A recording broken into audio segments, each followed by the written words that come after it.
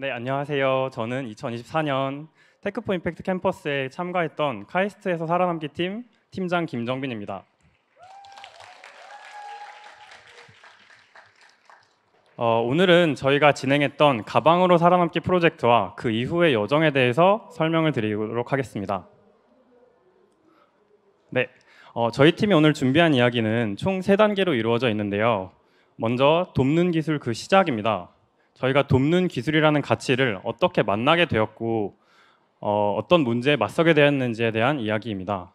이어서 돕는 기술 현실이 되다입니다. 저희가 발견한 문제들을 해결하기 위해서 어떤 기술적 솔루션들을 만들었는지 그리고 그 기술들이 어떻게 현실이 되었는지 직접 보여드리겠습니다. 마지막으로 돕는 기술 그 다음 여정입니다. 저희의 기술이 단순히 프로젝트로 끝나지 않고 사회에 어떤 영향을 미치고 어떻게 성장해 나갈지에 대한 저희의 진심을 담은 이야기입니다. 이 3가지 단계를 통해 그저 대학생이었던 저희가 돕는 기술을 만들어가는 변화를 함께 느껴주셨으면 좋겠습니다. 저희 프로젝트는 카카오 임팩트에서 후원하는 테크포 임팩트 캠퍼스 프로그램의 일환으로 시작됐습니다. 이미 앞선 발표들에서 소개가 된 것처럼 테크포 임팩트는 기술 전문가와 사회혁신가를 연결해서 기술의 손길이 닿지 않는 사각지대에 돕는 기술을 전달하는 것을 목표로 합니다. 원래는 각 분야의 전문가들과 함께 이제 테크포 임팩트 랩 프로그램을 진행하게 되는데 대학생도 비슷한 경험을 해볼 수 있는 기회가 생겨서 테크포 임팩트 캠퍼스 프로그램에 참여하게 되었습니다. 좋은 기회 제공해 주신 여러 관계자분들께 감사의 말씀드립니다. 저희가 만난 사회혁신가를 소개합니다. 김동훈 펠로우님은 재난 현장에서 이재민을 돌보고 또 응급 복구를 하시는 등 재난 구호 활동을 하고 계시고 평시에는 재난 안전 교육을 전문으로 하고 계십니다.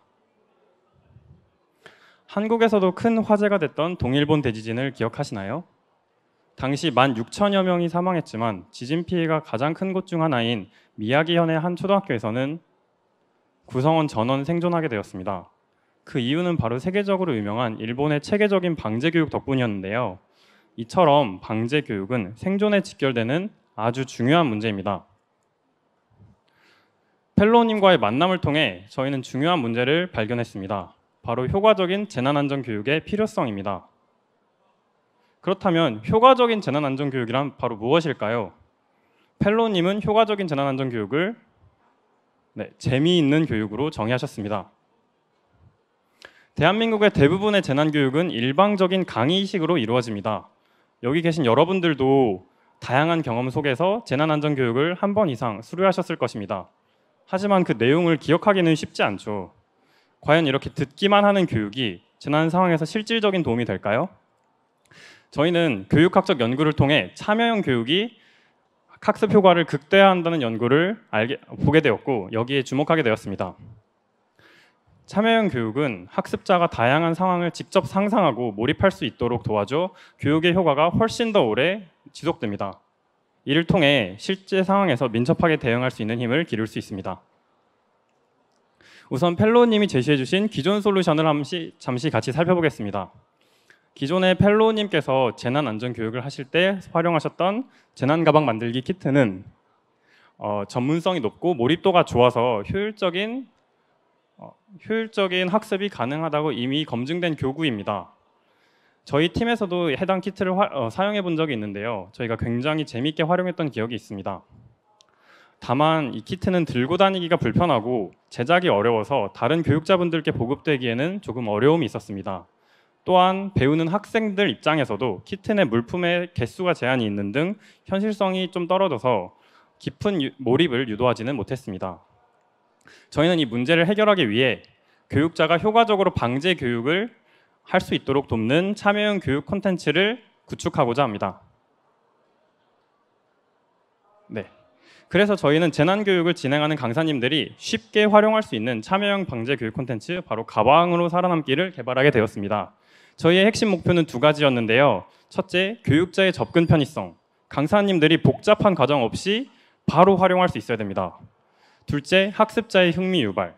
학생들이 지루해하지 않고 게임처럼 즐겁게 참여할 수 있어야 합니다. 이 2가지 목표가 어떻게 저희의 솔루션에 적용되었는지 직접 같이 확인해 보시죠. 저희는 기존 교육의 낮은 접근성 문제를 해결하고 싶었습니다.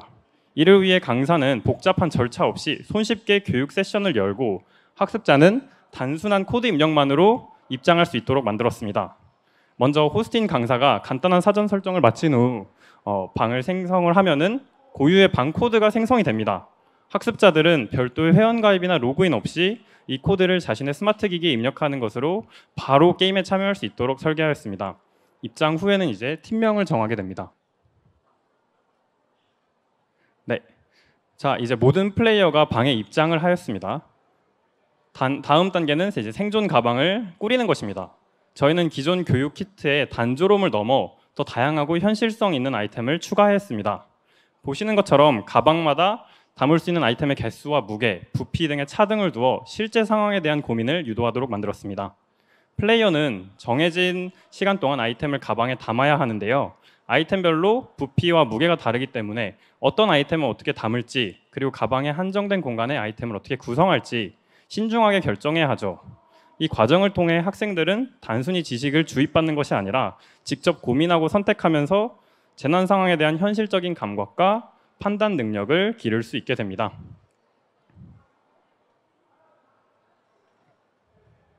네, 이제 학생들이 직접 꾸린 가방을 가지고 본격적인 시뮬레이션 단계에 돌입하게 됩니다. 기존에 밋밋했던 그 키트의 교육 마무리와는 달리 저희는 게임의 활기를 불어넣기로 했습니다. 호스트인 강사가 버튼을 누르면은 시스템의 수많은 이벤트 중 일부를 무작위로 뽑아 화면에 띄우게 됩니다.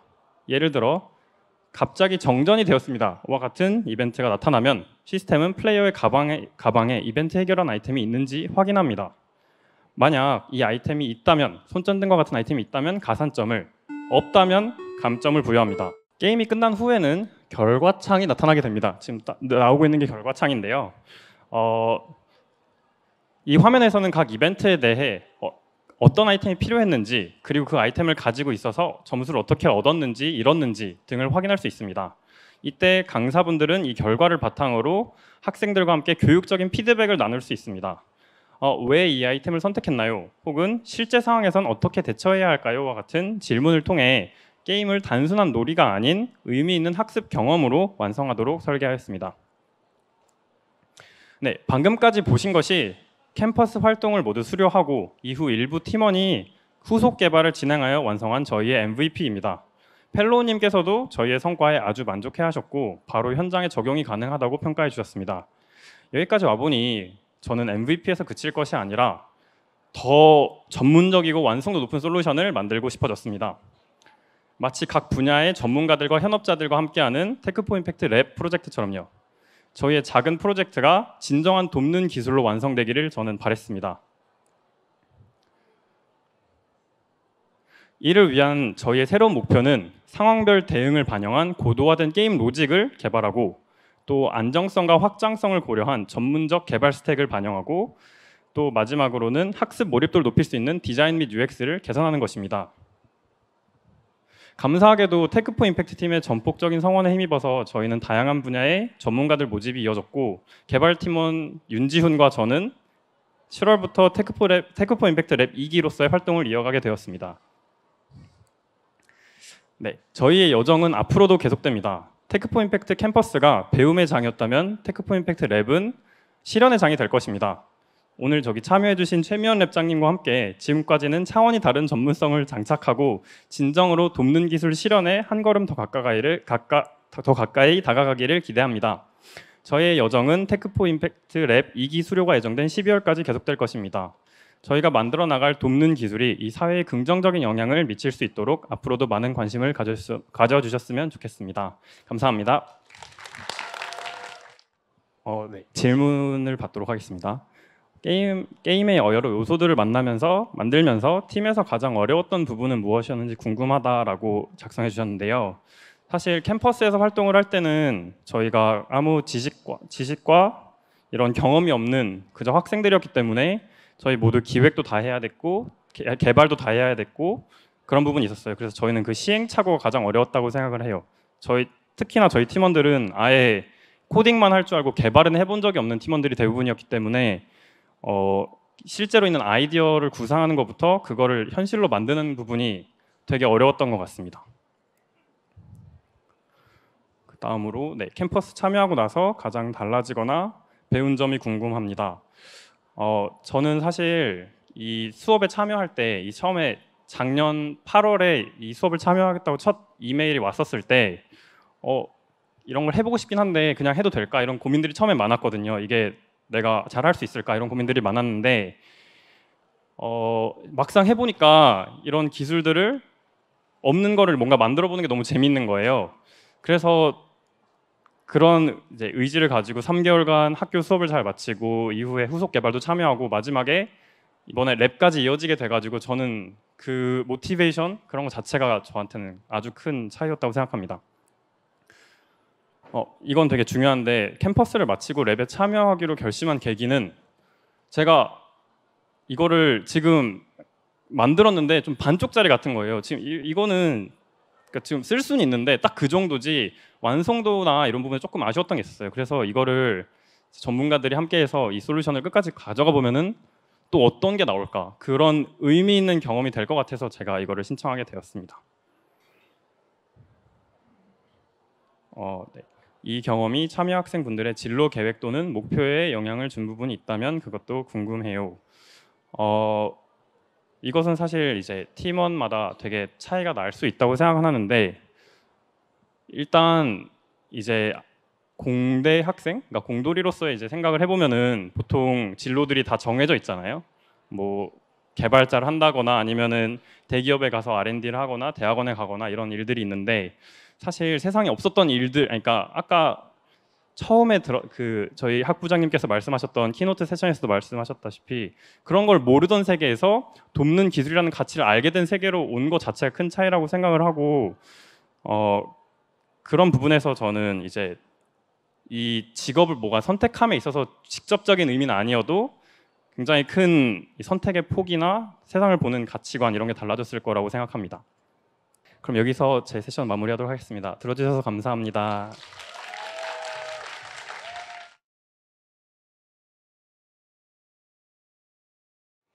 안녕하세요. 한양대학교 달도 따러 가자 팀의 발표 시작하겠습니다. 저는 발표를 맡은 팀장 박유빈입니다. 반갑습니다. 그럼 지금부터 전동보장구 수리 이력 통합관리 시스템 수리수리 마수리를 소개합니다. 여러분, 전동보장구 이용자분들이 어떤 어려움을 겪는지 생각해 보신 적 있으신가요? 현재 전국에는 약 14만 명의 전동보장구 이용자가 있지만 5명 중 1명은 잦은 고장과 수리의 어려움을 겪고 3명 중 1명은 사고 경험이 있다고 답했습니다. 전동보장구는 이분들에게 단순한 이동수단이 아니라 삶 그 자체입니다. 그런데 지금 이 삶이 매일같이 고장과 불안으로 위협받고 있다면 어떨까요? 실제 사용자들의 목소리는 더 분명했습니다. 고장나면 어디에 연락해야 할지 몰라 막막하다. 데이터가 없어서 정책의 근거로 삼기 어렵다. 이전 고장 이력이 없으니 진단도 수리도 너무 오래 걸린다. 사용자, 수리자, 복지 담당자까지 모두가 정보가 없다는 현실에 불편을 겪고 있었습니다. 저희는 이 문제를 크게 구조적으로 분석했는데요. 원인은 4가지였습니다. 첫째, 수리 이력과 지원금 정보에 접근할 수 없고, 둘째, 고장이 나도 어떻게 대응해야 할지 알 수 없습니다. 셋째, 기기의 상태를 미리 알 수 없을 뿐더러 넷째, 기록은 수기 메모와 제각각의 양식으로 데이터가 쌓이지 않았습니다. 이건 단순한 고장이 아니라 기록되지 않아 공유도 예방도 되지 않는 구조적 문제임을 발견할 수 있었습니다. 분석을 통해서 크게 3가지의 인사이트를 얻었는데요. 먼저 이용자는 자신의 보장구 정보를 알 수 없었습니다. 수리를 받아도 어떤 문제가 있었는지, 어떤 수리를 받았는지 알기 어려웠습니다. 다음은 데이터가 활용되기 어렵다는 점입니다. 지자체마다 기록 방식이 다르고 대부분 종이에 적히기 때문에 분석이 불가능했습니다. 마지막으로 예측과 예방이 불가능한 대응 체계였는데요. 이렇게 이력이 없다 보니까 언제 또 고장 날지 알 수가 없고 대응도 미흡할 수밖에 없었습니다. 그래서 저희는 하나의 아이디어에 도달했습니다. 전동보장구 이용자가 고장과 수리에 제대로 대응하기 위해서는 기록하고 공유하고 예방할 수 있는 시스템이 필요하다. 바로 여기서부터 저희 솔루션이 출발하게 되었습니다. 저희의 솔루션, 수리수리 마수리를 소개합니다. 오른쪽에 QR은 서비스 제모의 시연 영상인데요. 이렇게 QR코드 하나로 이용자부터 수리자, 복지관 담당자까지 모든 이해관계자가 정보를 기록하고 공유할 수 있는 통합관리 시스템입니다. 오른쪽 사진은 실제 유저의 전동보장구에 부착된 QR입니다. 이 QR을 매개로 사용자, 수리자, 관리자가 실시간으로 정보를 주고받으며 세 주체 모두의 불편함을 해결합니다. 먼저 사용자는 내 기기 정보와 수리 현황, 지원금까지 실시간으로 확인할 수 있습니다. 또한 수리자는 과거 고장 이력을 참고해 빠르게 수리할 수 있고요. 마지막으로 관리자는 통계와 사용자 피드백을 실시간으로 확인하며 행정 업무를 보다 효율적으로 처리할 수 있습니다. 자, 그럼 실제 서비스 화면을 보여드리겠습니다. 지금 보이는 건 이용자 화면인데요. 오른쪽 화면을 같이 봐주시면 한 화면에서 수리 이력과 상세한 수리 내용, 기기 정보와 남은 지원금까지 한눈에 볼 수 있습니다. 또한 이와 같이 자가 점검을 통해 사용자들은 스스로 전동보장구 상태를 점검하게 됩니다. 또한 이상이 발견됐다면 바로 복지관에 전달되고 이용자에게도 어떤 부분의 문제인지 상세하게 알려줍니다. 마지막으로 갑작스러운 고장에 대처할 수 있도록 근처 가까운 정비소 찾기 기능으로 클릭 시 이렇게 길 찾기까지 한 번에 가능합니다. 자, 그럼 수리 화면은 어떨까요? QR만 찍으면 이력 확인부터 수리 등록까지 전부 가능하고 고장 부위를 체크박스 형태로 쉽게 선택할 수 있어 누구나 버튼을 입력할 수 있습니다. 또한 버튼 위주의 직관적인 UI는 장애인 일자리 사업 위주인 수리사분들도 충분히 사용하기 쉽다는 피드백을 받았고요. 마지막으로 배터리 교체 시 전압 기록과 같은 세부 필드도 수리사분들을 직접 만나뵈어 피드백을 반영해 추가했습니다. 기존에는 손으로 필기하듯 휘갈기던 수리 이력들이 이제는 버튼 몇 번이면 자동으로 분류되어 저장되고 연동됩니다. 마지막으로는 관리자 대시보드입니다. 대시보드를 통해 행정 업무를 보다 효율적으로 처리할 수 있었습니다. 사용자 관리, 수리 이력, 자가점검 모니터링, 통계 및 분석까지 실시간으로 확인할 수 있고요. 필요한 데이터만 골라 PDF나 엑셀로 저장할 수도 있습니다. 특히 자가점검 모니터링을 통해 이상 징후를 미리 감지할 수 있고 통계 데이터를 활용하면 예상과 재고도 훨씬 효율적으로 관리할 수 있습니다. 즉, 단순한 기록을 넘어 사고를 예방하는 체계도 발전할 수 있다는 점이 저희 서비스의 핵심입니다. 그래서 저희는 이 좋은 시스템을 현장에 들고 갔습니다. 성동장애인 종합복지관과 협력했는데요.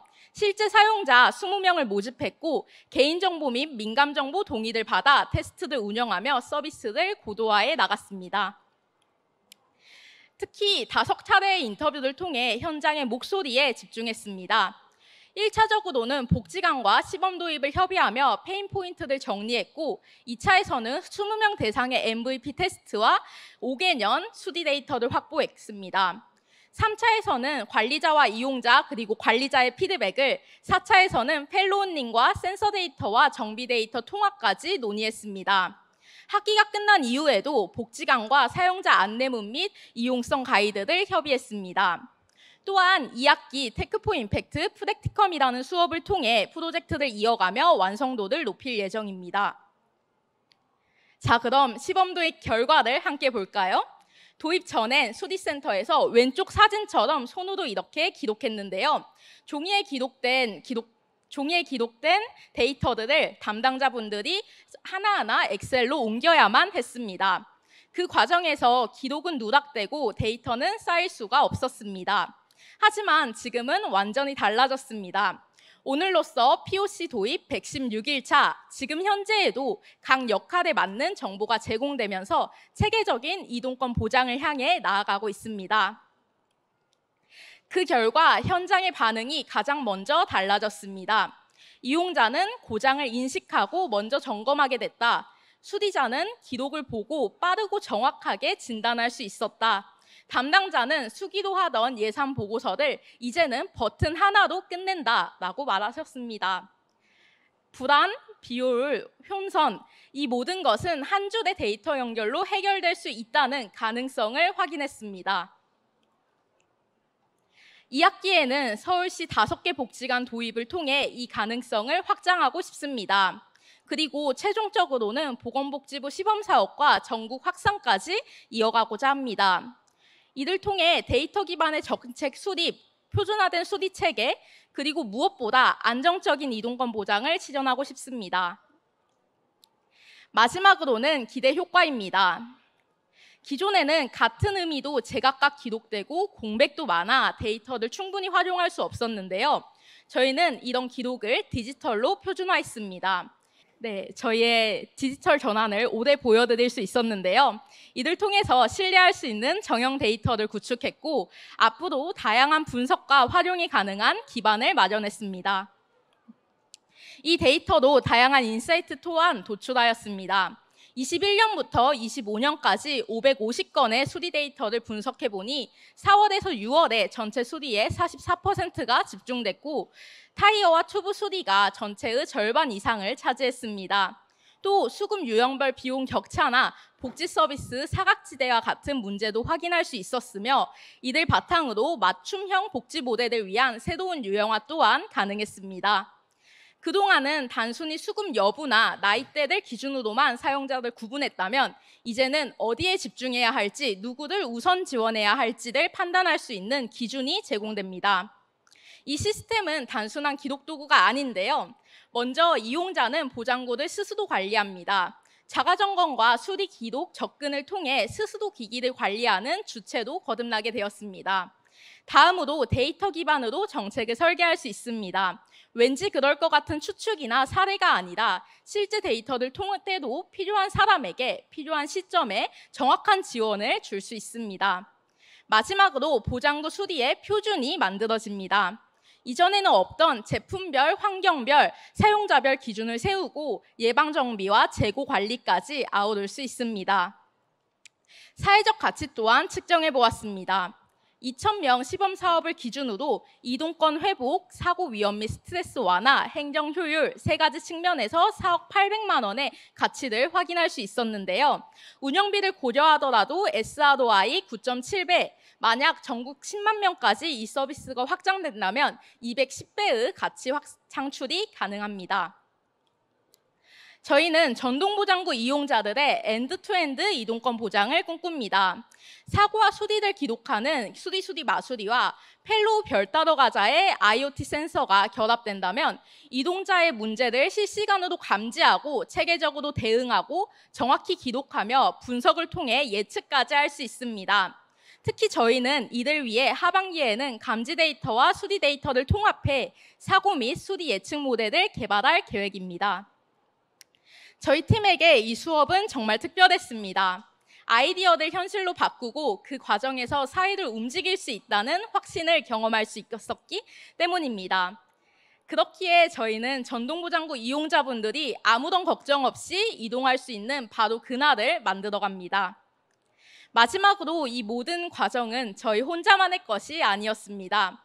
한양대학교 수업을 통해 사회혁신의 기반과 방법을 배우고 카카오 임팩트와 함께하며 학생팀의 작은 도전도 지속적인 사회적 가치로 이어질 수 있었습니다.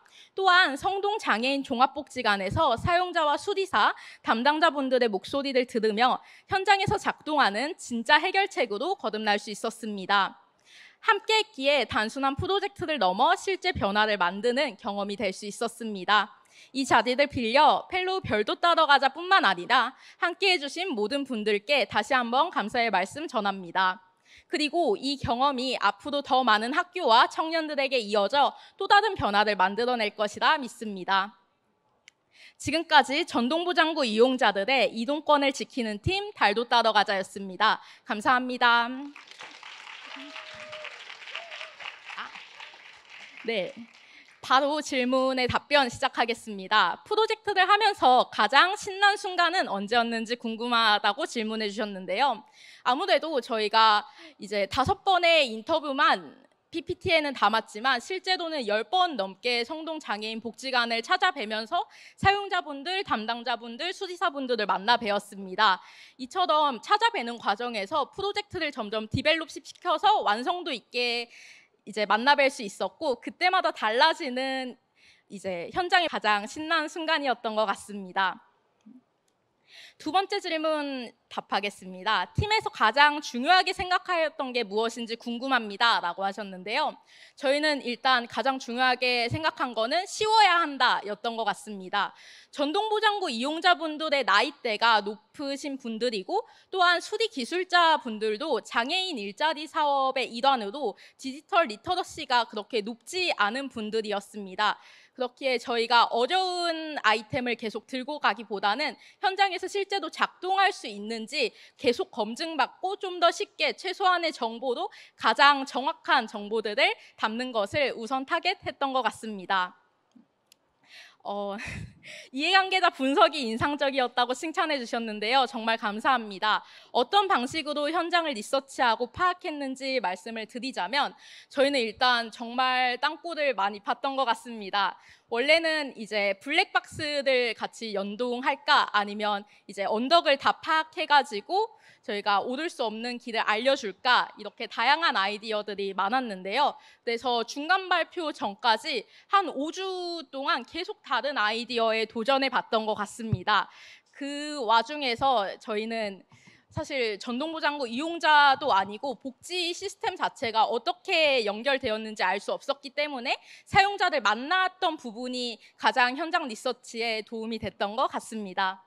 네, 이상으로 저희 한양대학교 달도 따러 가자 팀의 수리수리 마수리 발표를 마치도록 하겠습니다. 경청해 주셔서 정말 감사합니다.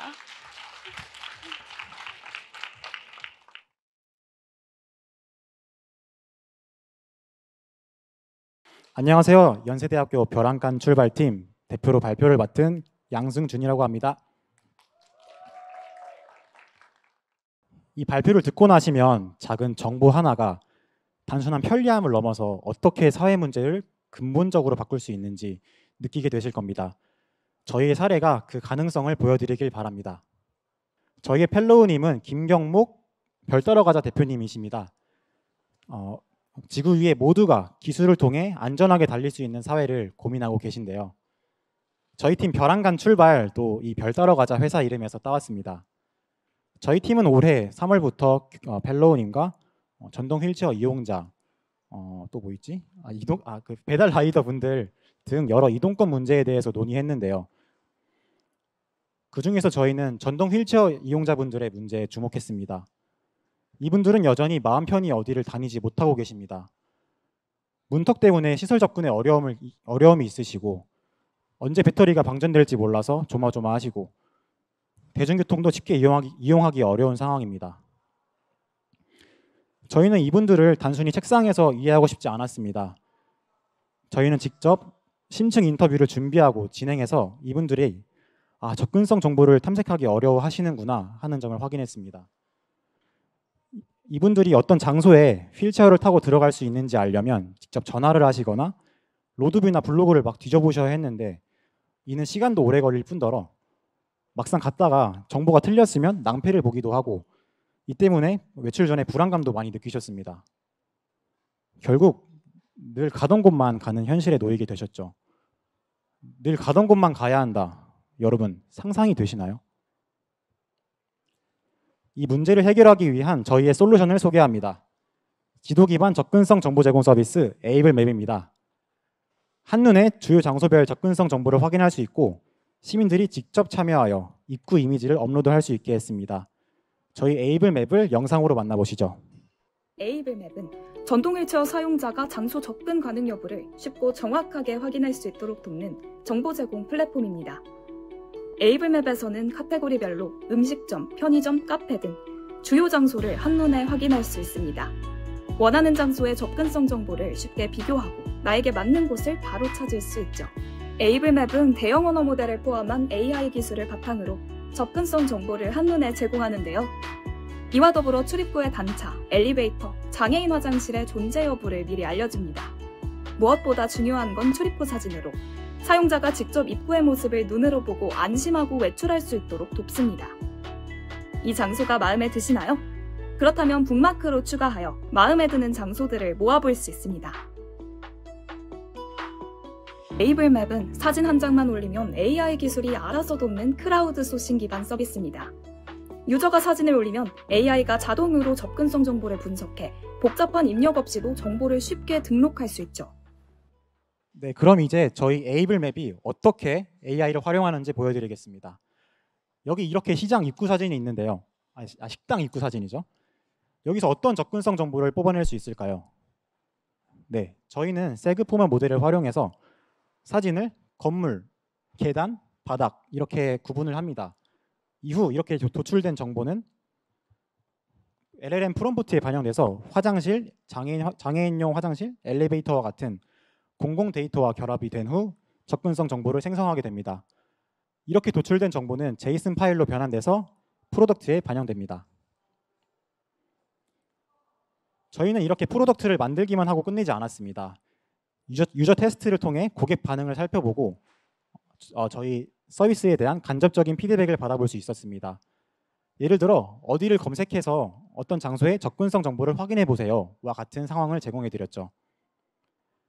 그 결과 긍정적인 반응들을 확인할 수 있었습니다.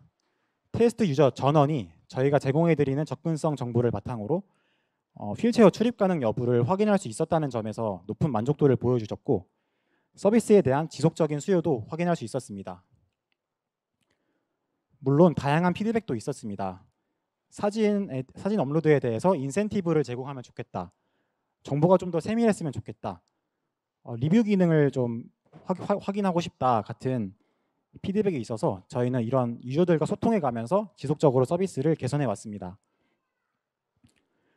유저 테스트뿐만 아니라 이 서비스가 정말 될 놈인가 확인하기 위해서 데이터로 확인했는데요. 유저들이 어디서 유입되는지 그리고 몇 %가 열람하는지 등 다양한 지표를 확인할 수 있었습니다. 그 결과 충분히 시장성이 있다고 확인할 수 있었습니다. 이제 저희 자랑을 좀 해도 될까요? 저희는 연세대학교에 여러 창업팀이 모여있는 소셜 데모데이에서 소셜 밸류 부문 1등을 했습니다. 감사합니다.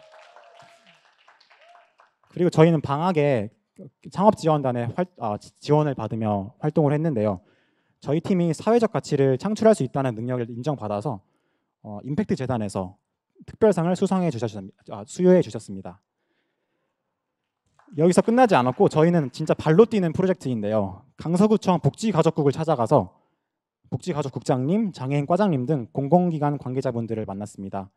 이를 통해 저희 에이블맵을 활용해서 강서구민 여러분들이 어떻게 좀 더 편안하게 이동하실 수 있는지 직접 패기 있게 제안해 드렸습니다. 이를 통해서 공공기관 협력을 통해 성취할 수 있는 지속가능한 서비스에 대해서 시야를 넓힐 수 있었고 무엇보다 공공기관의 협력 방식 그리고 이해관계를 배울 수 있었습니다. 마지막으로 저희는 당장 지난주 수요일에 이 접근성 정보 제공 분야에서 가장 앞서 계신 계단 부셔 클럽의 박수빈, 이대호 공동대표님과 커피를 마셨는데요. 이분들이 어떻게 이 일을 시작하게 됐고 어떤 문제를 어떤 방식으로 해결하고 계신지 귀중한 의견을 들을 수 있었습니다. 저희 팀이 가지고 있는 고민들도 나누고 귀중한 조언을 들어서 저희 팀 더 화이팅 해야겠다는 생각을 했습니다. 그러면 저희 서비스가 이렇게 접근성 정보를 제공해서 어떻게 사회적 가치를 만들어낼까요? 우선 탐색 시간이 줄어듭니다. 그리고 외출이 늘어나겠죠? 이렇게 됨으로써 심리 정서적 부담감이 완화돼서 약 942억 원의 사회적 가치를 산출할 수 있습니다. 저희 팀은 저를 비롯해서 모든 팀원이 부딪히고 배워가면서 이 프로젝트를 수행해 가고 있습니다. 그 과정에서 저희 팀원들이 다 같이 얘기하는 건 기술도 물론 중요하지만 기술은 그냥 수단이고 사람이 중요하구나. 사람들이 살아가는 맥락을 알고 그 행간을 읽어내서 그 사이에 기술이 들어가야 우리가 사회를 바꿀 수 있는 게 아닐까라는 생각을 나누고 있습니다. 그래서 저희는 좀 더 현장으로 나갈 계획입니다. 올해 하반기부터는 직접 휠체어 유저분들을 만나고 캠페인도 직접 진행하면서 이 사람에 대한 이해를 키워나갈 예정입니다. 저희의 이정표입니다. 우선은 저희가 유저를 많이 모으고 싶습니다. 유저가 있어야 데이터가 있고 데이터가 쌓여야 신뢰가 형성되기 때문에 이 신뢰를 기반으로 여러 정부와 공공기관과 지속가능한 방식으로 서비스를 펼쳐나갈 계획입니다. 그래서 저희가 구상해본 그림이 있는데요. 저희 에이블맵 그리고 공공기관 그리고 사회적 재단 이렇게 세 팀이 선순환 구조를 만들 수 있다고 생각합니다. 재단이 금전적으로 지원하고 공공기관이 사람들을 모아 움직인다면 저희 에이블맵이 모든 것을 매개해서 하나로 한 팀으로 움직일 수 있지 않을까 생각합니다. 이렇게 되면 선순환을 이어가면서 접근성 문제를 좀 더 실질적으로 해결할 수 있을 거라고 믿고 있습니다. 저희 팀원들인데요. 저희 팀 6명은 모두 다 전공이 다릅니다. 하지만 저희는 이 접근성 문제라는 하나의 문제를 가지고 반년 가까운 시간 동안 몰두해 왔습니다. 그동안 모두가 많이 성장해 왔고 많이 배웠고 앞으로도 그렇게 해나갈 예정입니다. 카카오 임팩트를 비롯해서 이렇게 좋은 기회를 만들어주신 관계자분들께 정말 깊은 감사 말씀드리고 지금까지 저희 벼랑간 출발팀의 이야기를 들어주셔서 정말 감사합니다. 이상 연세대학교 벼랑간 출발팀이었습니다. 감사합니다.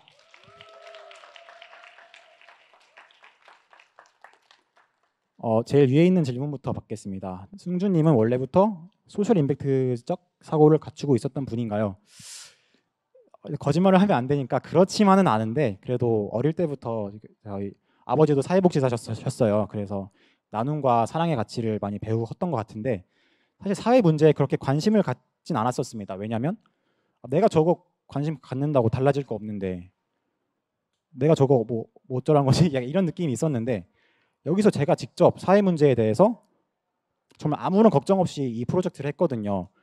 뭐 금전적으로도 지원해주지, 개발자도 붙여주지, 이 사회 문제에 대해서 능통하신 펠로우님께 조언도 얻을 수 있지. 그래 이렇게 한 프로젝트를 하다 보니까 이 소셜 임팩트적 사고를 갖추고 있는 사람으로 바뀌어 가고 있다까지는 말씀드릴 수 있을 것 같습니다. 요즘 가장 고민하고 있는 점은 뭐 먹고 살지 뭐 이런 생각이 있는데 그냥 잘 모르겠습니다. 그냥 진로 걱정이 제일 많은 것 같긴 합니다. 원래 장애인 접근성 문제에 관심이 있었나요? 근데 아까 말씀드린 것처럼 크진 않았고 오히려 좀 부정적인 감정이 컸던 게 사실인데 사실 저희가 인터뷰를 하면서 많이 반성을 했습니다. 아니 이런 문제가 있다고? 이게 해결이 안 된다고? 예를 들어 이런 게 있었어요. 휠체어 리프트를 지하철에서 타야 되는데 리프트 버튼을 누를 수가 없다는 거예요. 너무 높아서. 뭐 이런 게 다 있어 하면서 속으로 스스로에 대해서 반성을 많이 하고 관심이 커졌고 무엇보다 아까 말씀드린 것처럼 이 사회 문제도 해결할 수 있다라는 자신감이 생겨서 이젠 좀 더 관심을 가지고 바라보고 있습니다. 원래 개발을 잘하던 친구들이 모인 건가요? 저희 개발자들이 쓴 거 아니죠? 네, 일단 저희 팀원들 너무 고생을 많이 했습니다. 특히 개발자 친구들이 고생을 많이 했고 제가 개발에 대해서 잘 무지했어가지고 고생을 많이 했을 것 같습니다. 뭐 말도 잘 안 통하고 저도 공부를 열심히 했는데 한 학기 동안 이게 가능하다니. 더 질문 있을까요? 전공이 모두 다른 팀원들과 의견을 어떻게 잘 조율하고 소통하셨는지. 이게 확실히 생각하는 방식이나 전공 지식이 다르다 보니까 다르더라고요. 어떤 친구들은 분석적이어서 정말 바텀업 방식으로 이 원인은 뭐고 그래서 이렇게 가야 된다 라는 식으로 이야기를 하는 팀원도 있었고 저는 정반대여서 일단 이렇게 하자 하고 이걸 따라오면 된다. 약간 이런 좀 저돌적인 스타일이었는데 그래도 다들 서로 존중하고 배려하면서 잘 조율하면서 했던 것 같습니다. 네, 더 질문 있으실까요? 해당 임팩트를 어떻게 도출하였는지 일단 말씀을 드리면 일단 탐색 시간 절감은 일단 1시간 한 15분 정도가 절감된다고 봤고 그 시간당 최저 시급을 계산했고 그리고 10만 명의 유저가 있다고 계산했습니다. 그리고 외출 증가에 대해서는 외출 한 번당 3만 원의 사회적 가치를 만들어낸다 받고, 근데 매출이 좀 보수적으로 계산했습니다. 한 일주일에 2번 정도 늘어날 것이다 라고 했고, 정서적인 측면에서의 계산은 한 명당 10만 원 이런 계산하는 그런 공식이 있더라고요. 그거를 적용해서 했습니다. 팀에서 경제적으로 환산한 가치 외에 체감하고 있는 가치가 있다면, 저 개인적으로 이게 돈이 돼서 한다기보다, 제가 뭐 이 활동을 하면서 여러 사람들을 만날 거 아니에요. 뭐 공공기관 관계자부터 해서 정말 휠체어 유저분들까지 다 많은 사람을 만나는데, 저희가 뭐 돈을 드리는 게 아니고 그분들이 득될 게 없는데도 크게 관심을 가져주시는 게 정말 저에게는 큰 가치였습니다. 그래서 다들 사회 문제에 관심 있으셨구나, 다 같이 힘쓰면 되겠구나라는 가능성을 봤던 것 같습니다. 네, 그러면 저희 지금까지 발표 들어주셔서 감사합니다. 연세대학교의 벼랑간 출발팀 양승준이었습니다.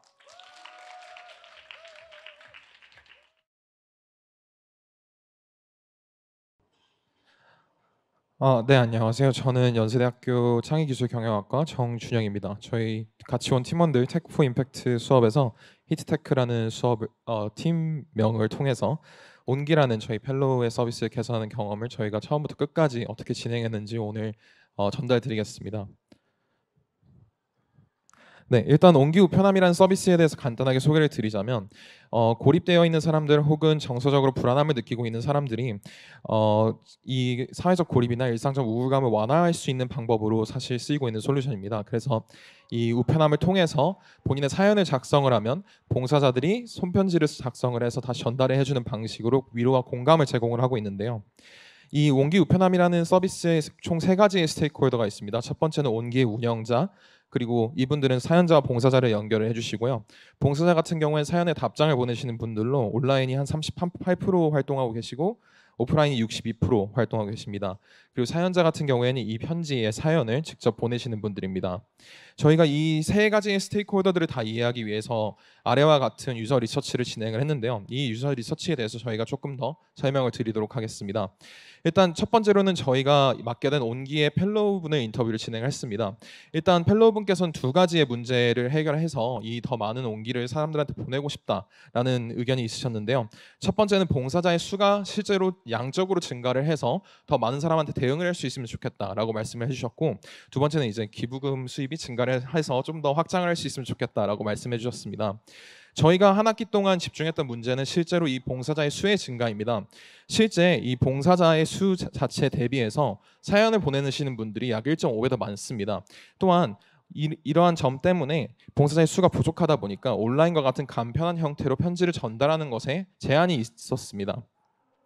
또한 이 사연자들이 실제로 편지를 받아보고 감동을 받아서 다시 봉사자로 전환되는 비율이 매우 높았습니다. 실제 봉사자의 60%가 사연자로부터 시작이 되어서 봉사를 하게 된 분들입니다.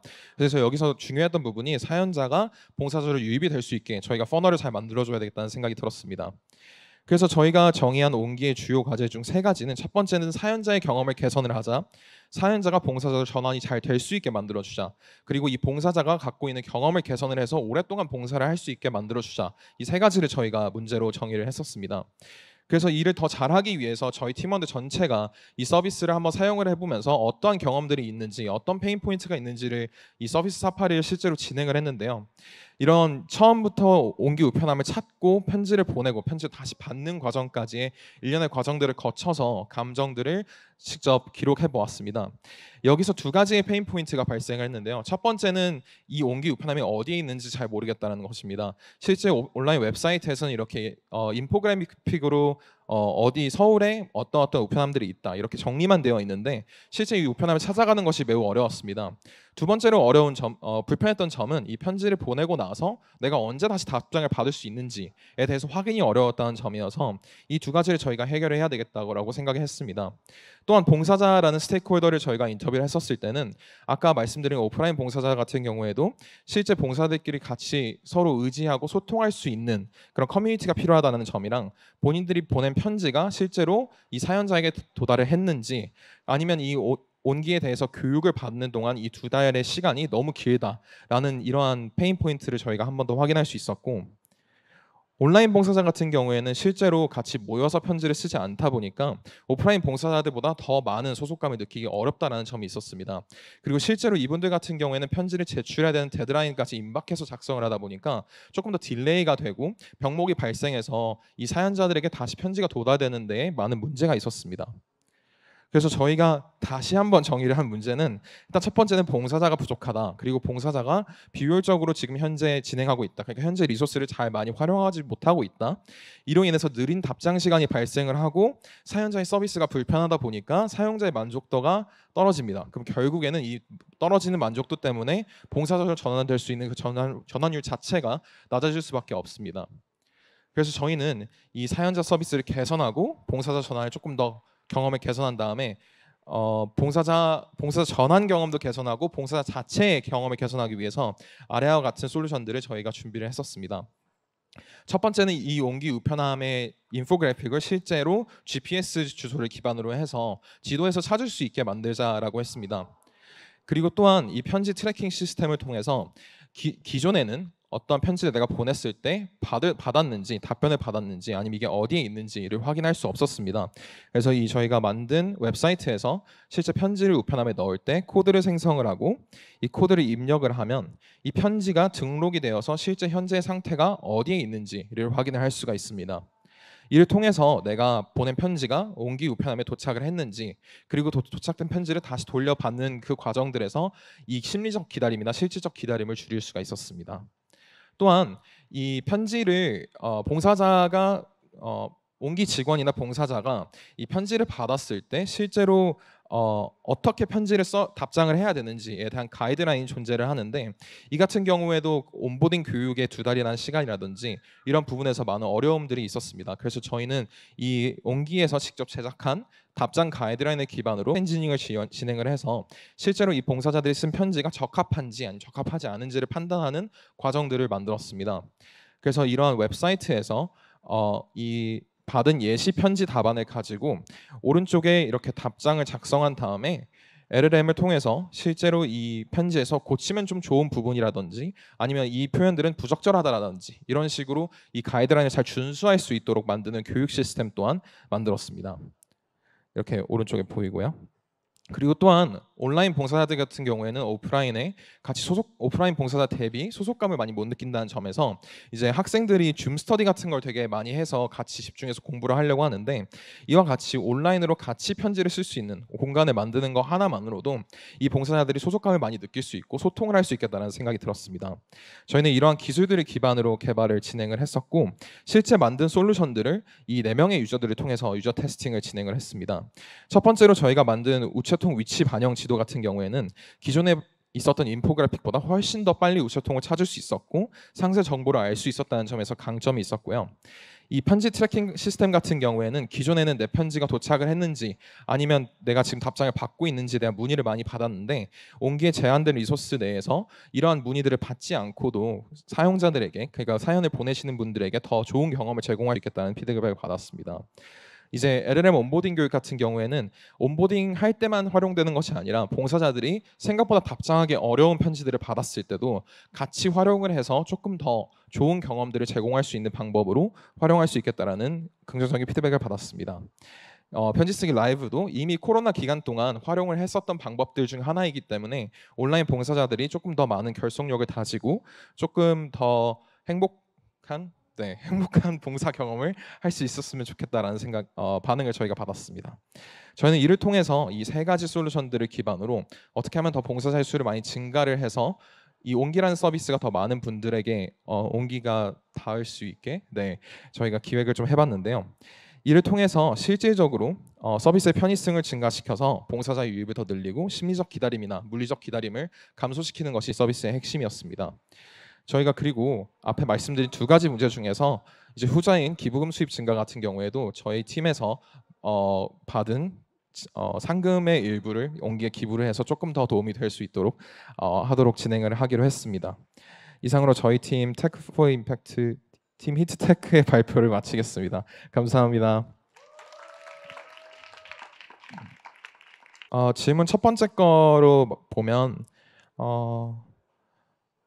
가장 인상 깊었거나 감동받았던 순간 제가 느끼기에는 사실은 이 봉사를 제가 고등학교 때도 해보면 사실 봉사 시간 채우기 위해서 하시는 분들도 정말 많으시고 뭐 취직하기 위해서 봉사 시간 필요하신 분들도 많은데 그 온기에 계신 봉사자분들 같은 경우에는 진짜로 이 사연자가 받는 편지가 얼마나 큰 가치가 있는지를 사실은 알고 봉사를 하시는 게 너무 저한테는 인상 깊었던 장면이었고 제가 솔직하게 말씀을 드리자면 유저 사파리 전이 때 온라인으로 편지를 보냈는데 제가 보내는 게 너무 귀찮아서 그냥 진짜 한 줄을 썼거든요. 그러니까 인생에서 남들이 가야 하는 길과 내가 가고 싶어하는 길이 다를 때 어떻게 해야 되냐 이 한 줄을 썼는데 제가 편지를 빽빽하게 3장을 돌려받아서 그거를 보고 얼마나 이 서비스에 진심으로 다 대하시는지를 제가 그때 느꼈었던 것 같습니다. 네. 두 번째 질문. 네. 두 번째 질문에서는 저희가 제일 중요했던 솔루션 이제 모듈 관련돼서 말씀해 주셨는데 저희가 생각했을 때 이 트래킹이라는 것 자체가 생각보다 엄청 간단한 부분이지만 많은 사람들이 항상 이제 이 서비스를 쓰면서 어려웠던 점이라든지 페인 포인트가 가장 컸던 것 같습니다. 실제로 저희 팀원들 중에서도 아직까지 답장을 못 받은 편지들도 있는데 이 같은 경우를 해결을 해주는 방법 중에 하나가 간단하게 편지에 코드를 하나 부여를 하고 다시 이 편지가 어떻게 진행이 되고 있는지 도달이 했는지 이거 하나만으로도 사실 많은 사람들의 기다림을 해소해 줄 수 있을 것이라 생각이 들어서 이 모듈이 저는 제일 중요한 것 같습니다. 새롭게 옹기와의 인터뷰 진행하면서 새롭게 알게 된 점이나 인상 깊었던 점이 궁금해요. 인터뷰하면서 이제 느꼈던 점 중에 하나는 글쎄요. 제가 느꼈을 때는 단순히 편지 하나만으로 이게 세상을 바꿀 수 있을까라는 좀 어떤 시각이 제일 처음에 수업에 있었던 것 같습니다. 왜냐하면 사실 소편지를 받았을 때 그 경험 자체가 얼마나 좋을까 아니면 이게 진짜 사람을 바꿀 수 있을까라는 생각을 했었는데 실제로 봉사하시는 분들의 얘기를 들어보면 고립이 되셨거나 아니면 심리적으로 매우 힘드신 상황에서 이 편지를 직접 받아보시고 다시 그 본인들도 선한 영향력을 제공하고 싶다라는 말들이 되게 인상 깊었었고 이거를 하기 위해서 우리가 사실 온기 봉사자분들 같은 경우에는 이게 사실 직접 만나 배울 수 있는 분들이 아니고 이제 각자의 위치에서 이제 시간을 내어서 하시는 분들이다 보니까 제가 느끼기로는 이런 사회의 문제를 해결하기 위해서 정말 많은 분들이 곳곳에 숨어서 많은 노력들을 하고 계시구나라는 걸 느꼈습니다. 네, 마지막 여러 기능을 제안했는데 개인적으로 가장 필요하다고 생각하는 기능은 뭔가요? 반대로 온기에서 가장 반가워했던 건 뭔지 궁금해요. 실제로 저희가 만들었던 것 중에서 이제 LLM 기반으로 편지를 어떻게 더 잘 작성할 수 있는지에 대한 솔루션을 저희가 만들었었는데 그 봉사자분들 중에서 말씀 주신 부분 중에 하나가 우편함이 실제로 이렇게 납골당 같은데 앞에 추모공원이나 납골당 같은데 앞에 이렇게 있는데 최근에 가족을 잃어서 그 편지에다가 사연을 써서 보내신 경험이 있다라고 해요. 근데 그런 편지를 봉사자분들이 받았을 때 실제로 내가 이 내용에 대해서 공감을 하기 매우 어려운데 어떻게 하면은 이 사람에게 공감을 해주고 조금 더 좋은 경험이나 아니면 조금 더 환기를 시켜줄 수 있는 내용들을 말해줄 수 있을까에 대해서 되게 많이 궁금해하셨거든요. 그래서 저희가 이 LLM 기반으로 서비스를 만든다라고 말씀을 드렸을 때 가이드라인이랑 어떻게 하면 좀 더 편지를 잘 쓸 수 있을지에 대해서 말씀해 주셨을 때 이 봉사를 하면서 이러한 가끔 있는 좀 대답하기 어려운 질문들에 대해서 어려운 편지들에 대해서 조금 더 서포트를 많이 받을 수 있을 것 같다 이 얘기를 해주셔서 이 기능을 되게 좋게 봐주셨던 것 같습니다. 온기의 핵심 가치를 담은 그 답장 AI가 채워줄 수 있다고 생각하시나요? 저는 제가 요즘 AI에 대해서 좀 많이 생각을 하면서 들었던 부분들 중에 하나가 사람이 할 수 있는 일과 AI가 할 수 있는 일은 두 개가 나뉜다라고 저는 생각을 합니다. 근데 이제 AI의 역할 자체가 이 사람이 하는 일을 조금 더 쉽게 해준다든지 그 가치를 더 높여줄 수 있는 부분이라고 생각을 하는데 이 AI가 해줄 수 있는 부분이 이 사람이 쓰고 있는 본인의 감정이라든지 이 편지에 대한 답장을 더 열심히 썼었을 때 혹여라도 내가 놓칠 수 있는 부분들에 대해서 어떤 세이프티넷이 될 수 있다라고 생각을 합니다. 그래서 실수를 하거나 아니면 이 편지를 받는 상대방에게 더 많은 상처를 주지 않을 수 있도록 어떤 안전망이 될 수 있다라고 생각을 하기 때문에, 그러면 조금 더 이 봉사자분들이 답장을 쓰는 데 있어서 조금 더 표현력을 많이 쓰시고 안전하게 좀 더 상상력을 많이 풍부하게 해서 답장들을 쓸 수 있다면 그 가치를 조금 더 오히려 극대화시켜 줄 수 있는 게 그 AI의 안전망이라고 생각을 합니다. 네, 이상 발표 마치겠습니다. 감사합니다.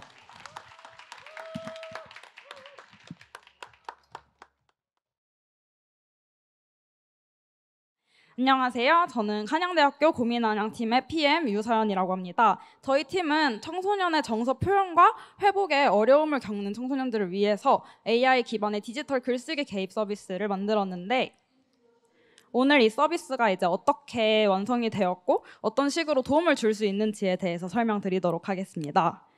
여기 교수는 여러분들 중에서 속마음을 털어놓고 싶은데 좀 어떻게 시작해야 할지 몰라서 답답했던 경험이 있으신 분들이 있는지 좀 여쭤보고 싶은데요. 여기 계신 분들 중에서도 이런 고민을 해보신 분들이 있을 거라고 생각을 합니다. 그래서 저희 팀은 이제 처음 속마음을 꺼내는 그 순간을 우리가 어떻게 도와줄 수 있을까, 이 질문을 가지고 이제 1학기의 여정을 시작하게 되었습니다. 그리고 이 여정에 함께해 주신 저희의 펠로우 옹기를 소개해 드리겠습니다. 옹기는 이제 지속적으로 심화되는 사회 구성원의 우울감 문제를 해결하고자 시작되었습니다. 현재는 이제 오프라인 편지함인 옹기 우편함과 그리고 온라인으로 매주 이메일로 주고받는 옹기 레터로 운영이 되고 있는데요. 하지만 이제 현재 옹기 서비스에는 몇 가지 한계점이 존재하고 있습니다. 첫 번째는 고민을 보낸 이후에 손편지 답장을 받기까지 약 4주라는 매우 긴 대기 시간이 소요됩니다. 실제로 답장을 받기까지 이제 정서적 사유나 응답의 공백이 발생할 수 있고, 두 번째는 자원봉사자 수의 부족으로 인해서 인원이 많은 학교 등의 장소에 확장이 어렵다는 점입니다. 특히 이제 청소년 같이 디지털 접근이 더 쉬운 세대에게는 이런 오프라인 접근이 굉장히 낮은 접근성과 이용률로 이어지고 있습니다. 청소년기는 이제 자아 정체감과 정서 조절을 익히는 매우 중요한 시기입니다. 하지만 최근 통계에 따르면 청소년 10명 중에 3명이 일상생활에 지장을 줄 정도의 우울경을 겪었고, 우울증과 불안장애 환자 수도 최근 5년간 계속해서 증가하고 있습니다. 이러한 수치는 청소년기에 정서적 개입이 시급하다는 점을 보여주고, 정작 도움이 가장 필요한 청소년들에게 그 손길이 충분히 닿지 않고 있는 현실을 보여주고 있습니다. 그래서 저희 팀은 2가지 핵심 가설을 세웠는데요. 첫 번째로 AI 질문과 함께 글을 쓰는 경험이 이제 정서 안정과 우울감 완화로 이어지는 청소년의 자기 표현 진입 장벽을 낮춰줄 수 있다는 점입니다. 두 번째로 편지를 통한 교류가 청소년의 고립감을 줄이고 정서적 연결감을 회복시키는 데 도움이 됩니다. 이처럼 표현의 시작과 그리고 공감의 순환, 이 2가지 과정을 통해서 저희의 마음의 항해 서비스는 청소년의 우울감을 완화하는 것을 목표로 하였습니다. 이러한 가설을 바탕으로 이제 저희는 총 4가지 핵심 요소로 청소년 정서 지원 시스템인 마음의 항해를 설계했는데요. 첫째, 사용자 간 편지 교류를 통해 사회적 연결감을 유도하고, 둘째, LLM이 감정 기반 질문을 던지면서 글쓰기의 전 과정을 보조해 자기 표현을 돕습니다. 셋째, 앱 전반에 등장하는 저희만의 캐릭터와의 상호작용으로 정서적 안정감을 제공하고, 마지막으로 공간을 꾸미는 아이템 지급 등의 게임화 요소를 통해서 청소년의 지속적 사용을 유도하려고 했습니다. 그러면 이제 저희가 1학기 동안 열심히 귀엽고 예쁘게 만들어서 청소년의 마음을 사로잡을 수 있도록 제작한 저희의 UI와 함께 실제 서비스를 보여드릴 텐데요. 먼저 지금 보시는 화면은 저희의 메인 화면인 집 가는 길과 해변 가는 길, 이렇게 2가지 경로로 나눠서 보실 수 있습니다.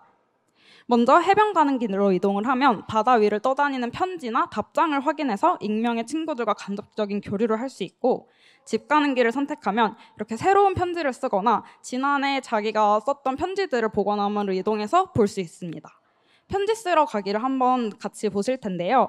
여기서는 수신자를 먼저 선택합니다. 나만 볼 수 있는 나만의 보관함, 그리고 바다 위 익명 친구에게 띄우기, 그리고 온기의 우편함에게 전송해서 손편지 답장을 받기가 있고, 그리고 다음으로는 이 5가지 이모지 중에서 감정을 선택해서 이렇게 편지 작성 화면으로까지 넘어가게 됩니다.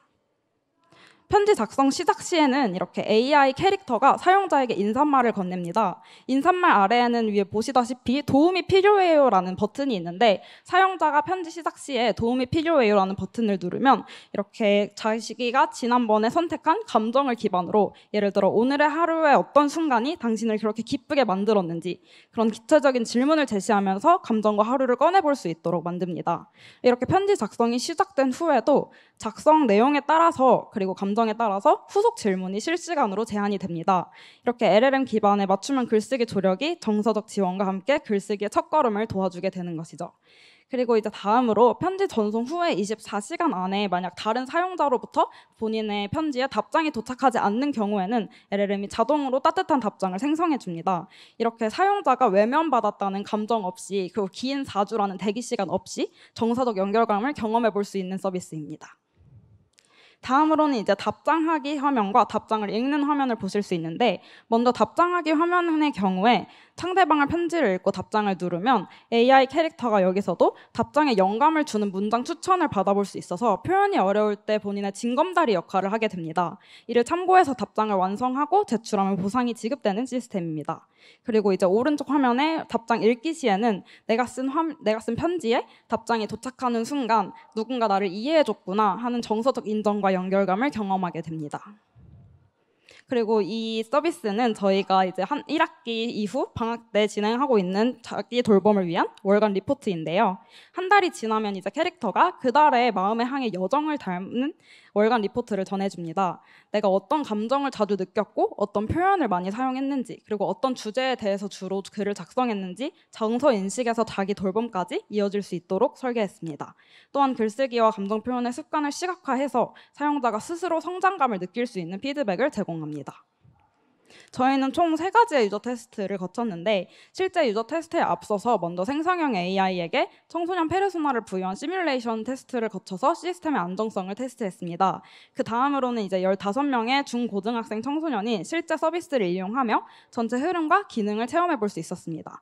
마지막으로는 이제 저희의 핵심 기능인 LLM 기반의 글쓰기 조력을 좀 검증하기 위해 A/B 테스트를 실시해서 LLM 조력 기능이 있는 그룹과 없는 그룹으로 나눠서 전후 우울감과 글쓰기 경험의 차이를 분석해 보았습니다.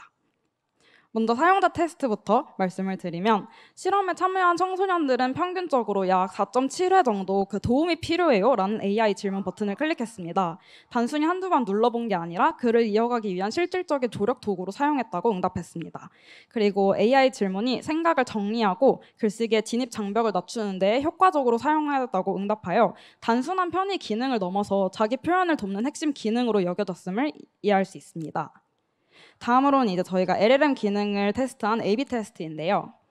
먼저 LLM 조력의 유무와 관계가 없이 자기 표현의 글쓰기는 두 집단 모두에서 우울감 완화에 긍정적인 영향을 미쳤습니다.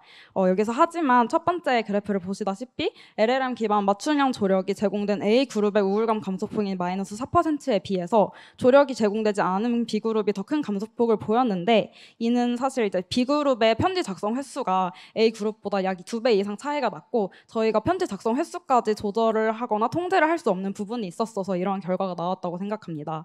그럼에도 불구하고 두 번째 그래프를 보시면 A그룹은 B그룹 대비해 어휘 다양도, 감정어 사연, 그리고 1인칭 시점이 훨씬 높게 나타났습니다. 또한 LLM 답장이 사용자가 보낸 답장보다 만족도 평균 점수가 훨씬 높게 나타나서 정서적 연결을 형성하는 데에도 도움을 준 것으로 판단하였습니다. 그래서 단순히 글의 양을 늘리는 게 아니라 표현의 질과 정서적 연결감 향상에서 LLM 조력의 효과가 드러났다고 생각합니다.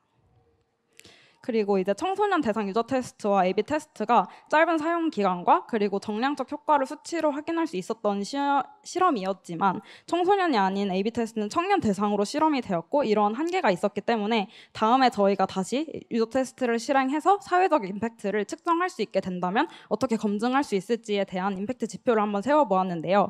먼저 첫 번째로 우울감 감소 청소년 수를 우울정도 자가 진단을 통해 서비스 사용 전후를 비교함으로써 테스트해보려고 합니다.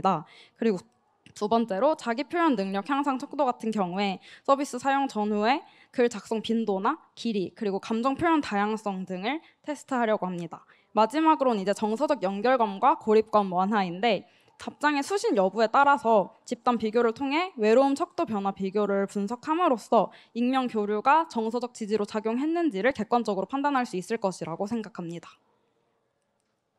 저희는 이제 2학기에 테크포 임팩트 프랙티컴이라는 수업을 이어나가면서 저희의 서비스를 더 고도화시킬 예정인데, 악성 문구 및 유아 답장 필터링을 통해서 청소년이 저희 서비스 내에서 안전하게 이용을 할 수 있도록 제작할 계획이며, 받은 편지 알림 설정, 그리고 LLM 프롬프팅 개선, 아이템 보상 기능 고도화 등을 통해서 사용자의 맥락에 맞추는 조력과 더 즐거운 경험을 선사하고 싶습니다. 저희의 질문이 누군가의 마음을 여는 시작이 되기를 바랍니다. 그리고 그 시작이 정서 회복을 향한 마음의 향해에서 시작되기를 바라며 저희의 발표 마치도록 하겠습니다. 지금까지 고민 한양팀의 마음의 향해 서비스였습니다. 감사합니다.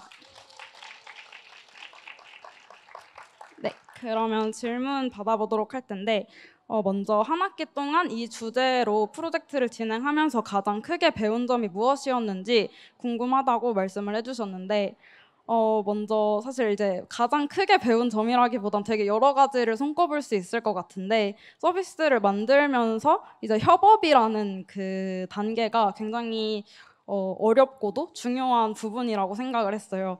개발자와 그리고 이제 디자이너 그리고 기획자 이렇게 각각의 파트를 맡은 사람들이 모여서 소통을 하는 과정이 생각보다 쉽지 않은 과정이고, 어떻게 잘 정리하고 이어나가야 되는지 그런 방법이 필요하다고 생각을 했었습니다. 그리고 이제 청소년을 상대하는 서비스이다 보니 유저 테스트가 사실 정말 쉽지 않았습니다.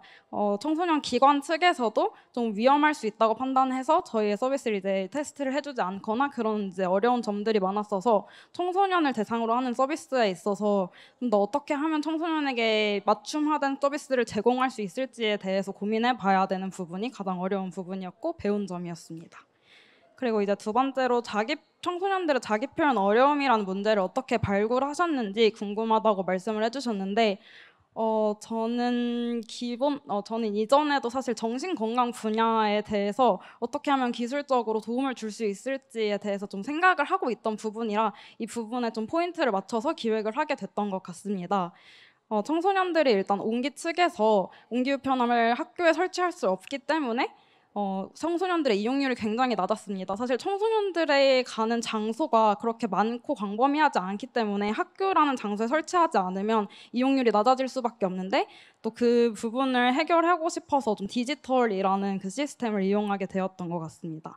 그리고 저희 캐릭터 이름은 온달이라는 캐릭터인데, 저희가 바다를 배경으로 한 마음의 향해 서비스이다 보니까 수달이라는 동물을 캐릭터로 착용을 했는데, 거기서 온기를 붙여서 이제 온달이라는 캐릭터 이름을 짓게 되었습니다. 테스트 당시에 실험자들이 A그룹은 LLM 기반 답변을 받는 것을 알고 있었냐고 말씀을 해주셨는데, LLM 기반 답변을 받는 것을 알고 있진 않았습니다. 저희가 미리 AI 같은 부분에 대해서 공지를 하진 않았지만, 그 해당 버튼을 누르면 자신의 감정에 기반해서 좀 그런 식으로 맞춤화된 그런 서비스를 제공하는 것 정도는 알고 있었습니다. 그 B그룹 같은 경우에는 아까 그 도움이 필요해요 같은 버튼을 누르는 그 공간 자체가 없었기 때문에 네, 그렇게 좀 차이가 있었고, 마음의 항해라는 이름을 짓게 된 에피소드 같은 경우에는 저희가 이제 초창기에는 사용자가 좀 마음을 편하게 보관할 수 있는 해저 동굴이라던가 이런 쪽으로 좀 바다 관련해서 많이 생각을 했어요. 정서의 여정이라고 생각하다 보니까 이게 끝이 없는 여정이기도 하고, 어떨 때는 좀 숨고 싶은 부분이 있기도 하고 하다 보니까 좀 바다를 많이 떠올리게 된 것 같고, 그렇다 보니까 청소년들의 마음을 해결해 나가는 그런 과정에서 항해라고 이름을 좀 짓게 된 것 같습니다. 네, 그러면 저희 일단 이번에 마음의 항해 발표는 여기까지 하도록 하고, 저희가 2학기 때 고도화할 서비스도 많이 기대해 주셨으면 좋겠습니다. 감사합니다.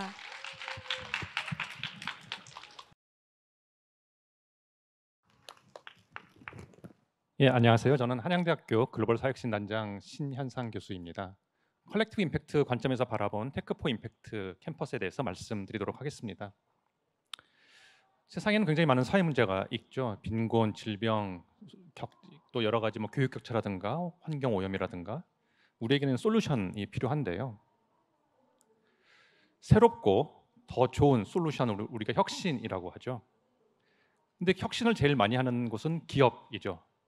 그 이유는 누군가의 문제를 새롭고 더 나은 방법으로 잘 해결하면 돈을 벌 수 있기 때문인데요. 그래서 기업들은 목숨을 걸고 혁신을 합니다. 누군가의 문제를 열심히 푸는 건데요. 누구의 문제를 결국 풀게 될까 생각을 해보면은 돈이 있는 사람들, 돈이 많은 사람들의 문제를 풀수록 돈도 많이 벌고 또 유명해지고 그렇게 되는 거죠. 돈이 없는 사람들의 문제는 당할 수밖에 없죠. 시장 메커니즘에서. 그런데 이런 어떤 그 돈이 부족한 사람들의 어떤 의식주의 문제, 교육 격차의 문제, 어떤 질병의 문제, 이런 것들은 굉장히 해결되지 않았을 때 고통스럽죠. 이런 것들 우리가 사회 문제라고 얘기를 하는데요. 그래서 우리에게는 사회 문제를 해결할 수 있는 솔루션이 필요하고요. 그리고 만약에 그런 솔루션이 새롭고 탁월하게 그런 사회 문제를 해결할 수 있다면 우리가 그것을 사회 혁신이라고 부르게 되는 거죠. 그래서 사회 혁신가라고 하면은 사회 문제를 인식하고 새롭고 탁월한 솔루션, 즉 사회 혁신을 찾아서 임팩트를 창출하는 그런 사람들이라고 얘기할 수가 있는데요. 여기서 얘기하는 솔루션은 굉장히 다양한 형태가 있을 수 있죠. 제품, 서비스, 컨텐츠와 같은 프로덕트도 있고요. 또 프로세스, 캠페인, 법제화 등 굉장히 다양한 솔루션이 있을 수 있습니다. 그리고 우리가 또 탁월함을 얘기할 때 비즈니스 혁신에서는 효율성, 효과성을 중심으로 이야기를 하게 되는데요. 사회 혁신에서는 거기에 더해서 지속 가능성, 공정성과 같은 기준을 만약에 충족한다면 우리가 이것을 사회 혁신이라고 이야기할 수가 있다라고 볼 수가 있고요. 근데 문제를 굉장히 탁월하게 풀기 위해서 필요한 것들 중에 기술과 비즈니스가 있다라고 얘기할 수 있겠습니다. 그 중에서 특히 이런 기술, 돕는 기술에 좀 초점을 맞춘 것이 테크 포 임팩트 캠퍼스 수업이라고 할 수가 있겠는데요. 그래서 이런 어떤 문제를 잘 해결할 수 있다면 결국 우리가 이제 임팩트가 발생한다라고 이야기할 수가 있는데 그 임팩트를 우리는 어떻게 볼 것인가 했을 때 5가지 측면에서 볼 수 있다고 얘기를 하고 있습니다. 여기 보시는 것처럼 월드뱅크라든가 OECD라든가 UNDP 등에서 이런 임팩트 측정 평가에 대한 어떤 프레임워크를 제시를 했는데요. 여기서 얘기하는 게 임팩트라 하면은 결국은 어떤 아웃컴이 있는가. 우리가 예를 들어서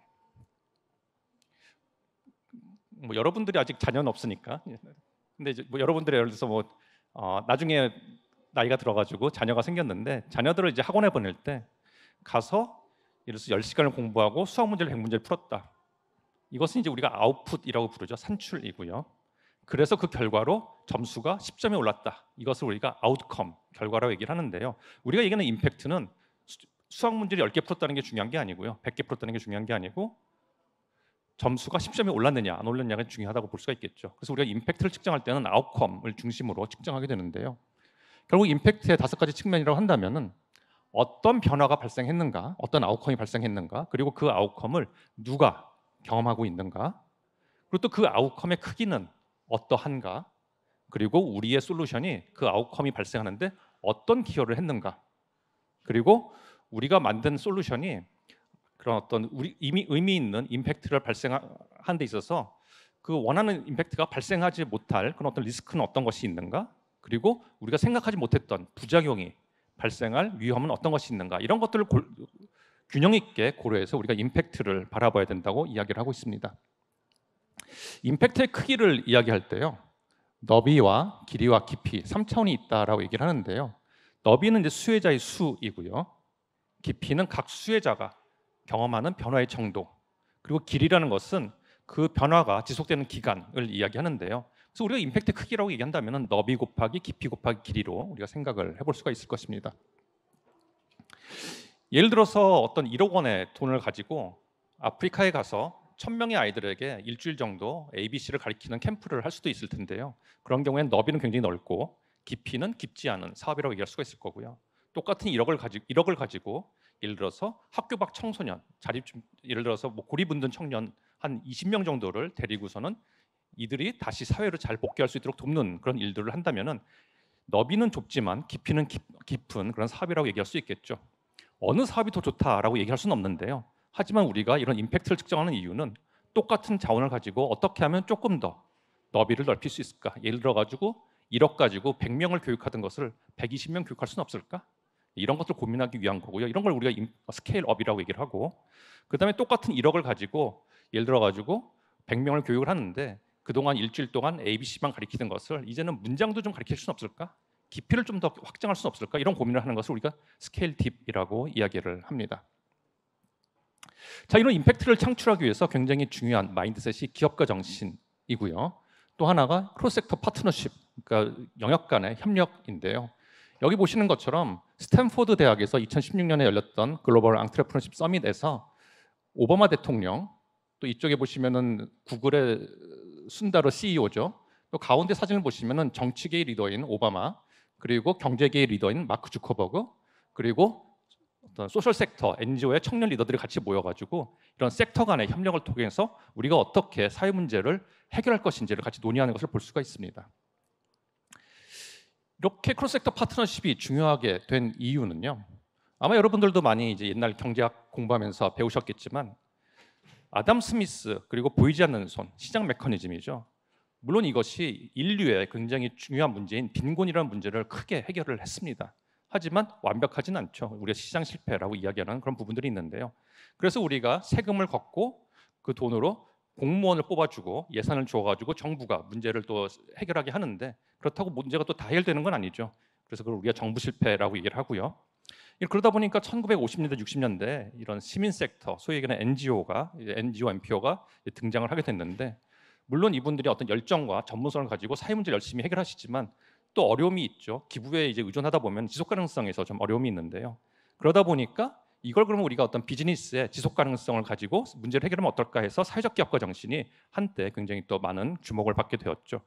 근데 여기도 물론 해결하는 문제도 있지만 모든 걸 해결할 수는 없습니다. 모든 문제를 비즈니스 솔루션으로 해결할 수가 없다라는 거죠.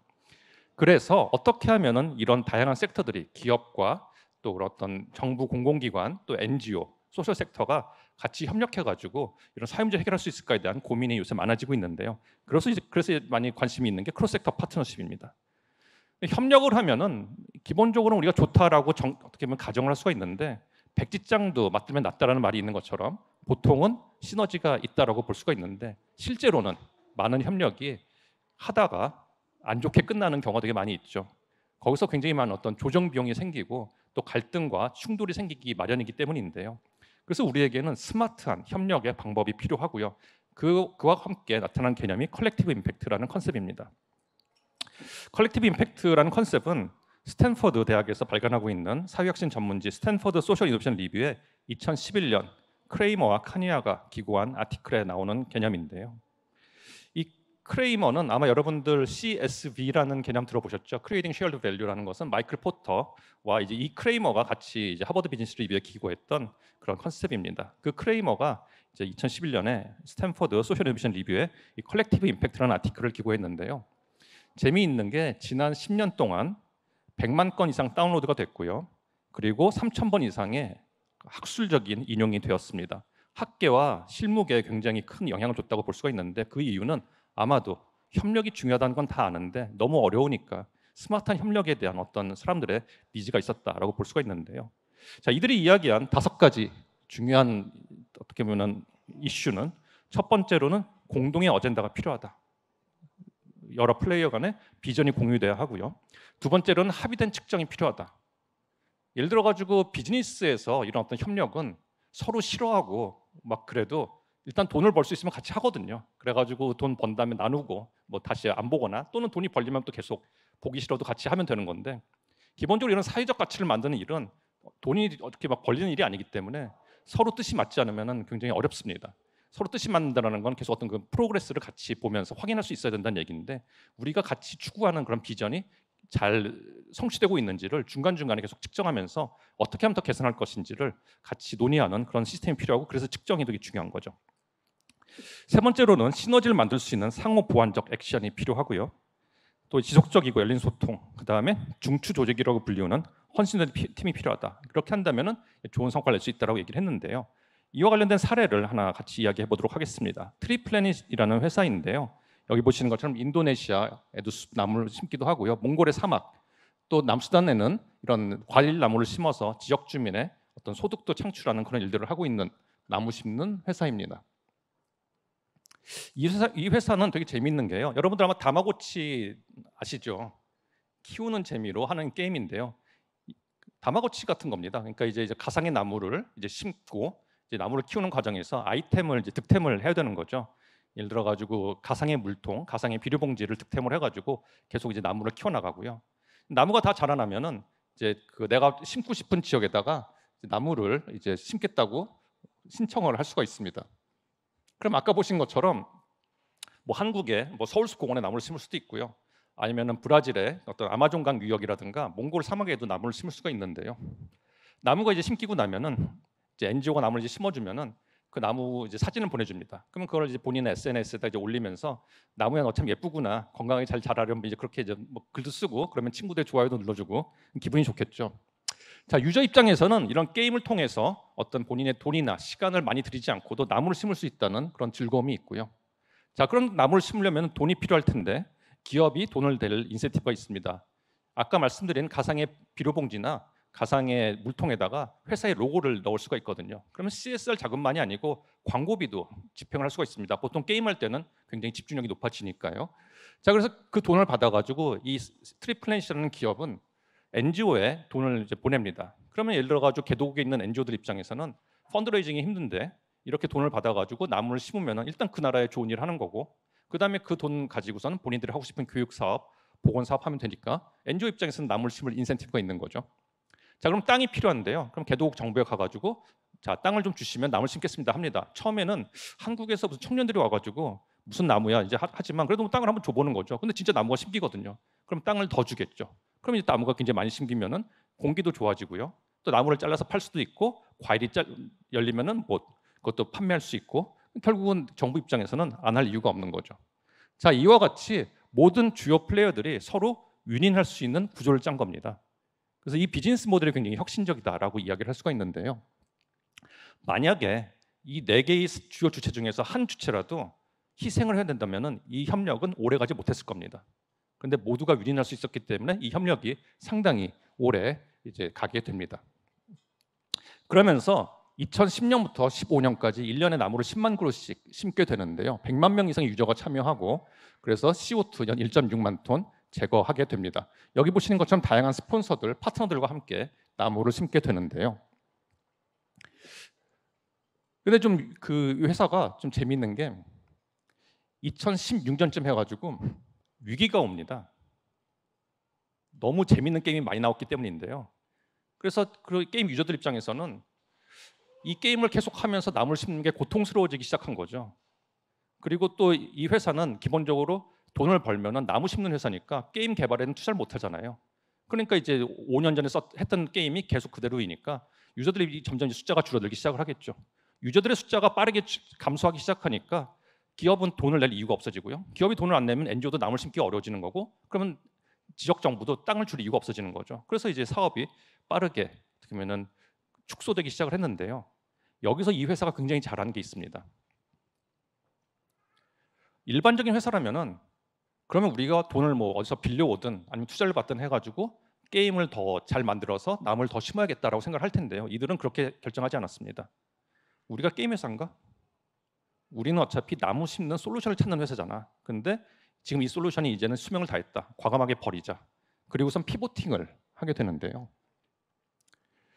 처음에는 그 2016년, 17년 그때쯤이 그 크라우드 펀딩이 굉장히 핫할 때였습니다. 그래가지고 이분들이 그 연예인 팬클럽이랑 같이 손을 잡아가지고 나무를 심기 시작하는데요. 그 당시에 이제 연예인에 대한 조공이 좀 사회적으로 문제가 될 텐데 그런 거 하지 말고 당신들이 좋아하는 오빠들 위해 가지고 언니들 위해 가지고 그 나무를 심으면은 그래서 엑소숲도 만들고 뭐 이제 그러는 거죠. 제가 이제 동영상 한번 본 적이 있는데 그 엑소숲에 가 보니까 어떤 여중생들 2명이 와가지고 이제 우리 수호 오빠 막 그러면서 나무 껴안고 굉장히 해피해하는 걸 이제 볼 수가 있는데, 그러면서 이제 또 그런 팬클럽 간의 경쟁이 붙으니까 나무를 이제 굉장히 또 많이 심게 됩니다. 근데 또 한 몇 년 지나니까 또 이제 시들해진 거죠. 그러다가 이제 2018년에 또 피보팅을 하게 되는데 그때 네팔에서 지진이 일어납니다. 근데 그 네팔 지진이 일어났을 때 재복구를 해야 되는데 트리플래닛이 코이카에 이제 얘기를 하는 거죠. 자, 나무를 심으면은 복구를 할 수가 있는데 커피 농장을 만들 때 커피 나무를 심고요. 그 위에다 키 큰 나무들을 심어가지고 그늘을 만들어주고 밑에다 버섯을 심어가지고 양분을 끌어올려주는데 생태계가 복원이 되는 거죠. 그리고 그 커피를 팔면은 지역 주민들한테 소득이 만들어집니다. 그래서 이걸 가지고서는 개발 협력 자금을 가지고 네팔에다 그 숲을 만들게 되는데요. 근데 되게 재밌는 게 보통 이런 공정무역 커피를 하면은 맛이 그렇게 좋지 않은 경우가 많이 있거든요. 그래가지고 계속 마시기가 쉽지가 않은 경우가 많은데 여기 같은 경우에는 테라로사랑 손을 잡습니다. 그래서 커피 맛을 잡고요. 그 다음에 위워크랑 손을 잡습니다. 한국에서 커피 제일 많이 먹는 사람들이죠. 거기서 이제 매출이 나오니까 1년에 20억씩 매출이 나오고 그거 갖고 네팔에 또 나무 커피나무 농장 만들고 루안드에다 커피 농장 만들고 이런 일들을 하게 됩니다. 지속적으로 혁신을 하면서 파트너십을 만들어 나가는 거죠. 자, 컬렉티브 임팩트 관점에서 바라봤을 때 테크포 임팩트는 이런 공동의 어젠다를 가지고 이 학교와 재단과 브라이언 임팩트 펠로우 또 카카오의 그런 멘토들이 같이 협력을 해서 사업을 진행을 했는데요. 여기 보시는 것처럼 공동의 어젠다, 돕는 기술을 통한 사회 문제 해결을 위해서 브라이언 임팩트 펠로우, 재단, 대학이 협력했고요. 또 합의된 측정, 각 학교의 특성에 맞는 유연한 운영을 통해서 학생들의 성장 및 돕는 기술의 확산에 기여하겠다라는 공동의 어떤 목적을 가지고 그에 맞는 측정을 했고요. 또 상호 보완적 액션 측면에서는 시너지를 창출하는 메커니즘, 대학 교수진과 행정 스태프, 또 브라이언 펠로우, 카카오 개발자가 갖고 있는 역량들을 같이 모아서 그런 성과를 만들어냈습니다. 또 중추 조직으로서는 카카오 임팩트 재단에서 굉장히 수고를 많이 해주셨고요. 또 서로 간의 열린 소통, 신뢰 기반의 파트너십을 통해서 굉장히 의미 있는 성과를 만들었다고 생각을 합니다. 자, 컬렉티브 임팩트 2.0이라는 아티클이 2022년에 나왔는데요. 자, 지난 10년간의 어떤 컬렉티브 임팩트 사례들을 보면서 무엇이 가장 중요한가 이야기를 하면서 얘기한 게 러닝 투게더입니다. 결국 지식 기반의 커뮤니티다라고 이야기를 하는데요. 우리가 임팩트를 만들기 위해서는 계속 어떤 지식을 만들어야 된다. 그리고 오늘 학생들이 발표하신 것들을 보시면요. 굉장히 이분들이 현장에서 문제를 해결할 수 있는 좋은 지식들을 만들어내는 걸 볼 수가 있습니다. 이런 것들을 중심으로 우리가 문제 해결 생태계를 만든다면 컬렉티브 임팩트라고 부를 수가 있다는 거죠. 자, 테크포 임팩트 캠퍼스가요. 2023년에 카이스트 시작이 됐고 2025년에 한양대, 연세대, 서울대, 가천대가 같이 참여했습니다. 2035년에는 어떻게 될까요? 세계의 많은 대학이 함께 참여해서 돕는 사람과 돕는 기술을 만들어내고 연결하는 대표적인 글로벌 임팩트 테크 플랫폼으로 성장하기를 바라고 또 여기 계신 분들과 함께 이런 플랫폼을 만들어 나가기를 기대하면서 제 말씀은 마치도록 하겠습니다. 감사합니다. 카카오